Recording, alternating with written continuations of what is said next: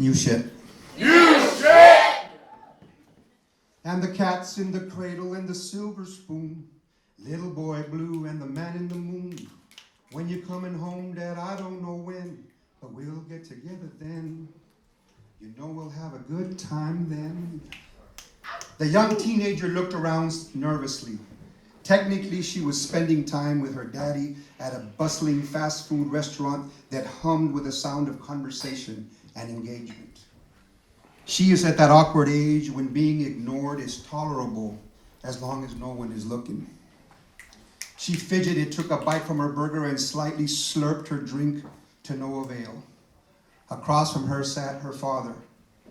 How did I know that? You know that Raza Unibrow that many in Laredo and parent share?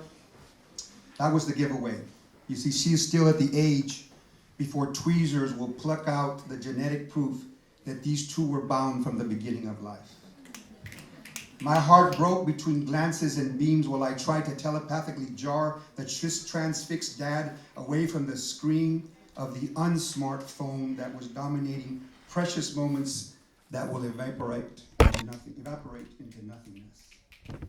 At the time, he was liking and commenting, checking his notifications and posting everything, it seems, but sharing.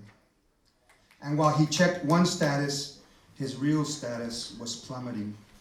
For failing to acknowledge this child turning into a woman who hungered for eye contact and the daddy of her younger years. Her intuition and self-preservation nudged her to look around to make sure that no one was witnessing how her humanity was not enough to jar her father from this devil's device.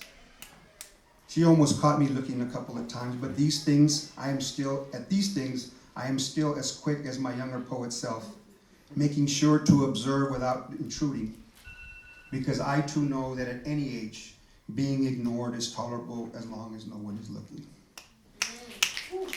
I admired her quiet tenacity from afar, but our joint mental powers were jammed by this object of ego and consumption that blocked the once apple of his eye and jettisoned far into a galaxy and turned her into an android. Before I could leave, this is what I saw.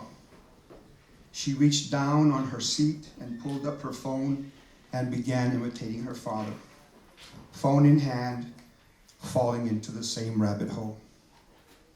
When you're coming home, Dad, I don't know when, but we'll get together then.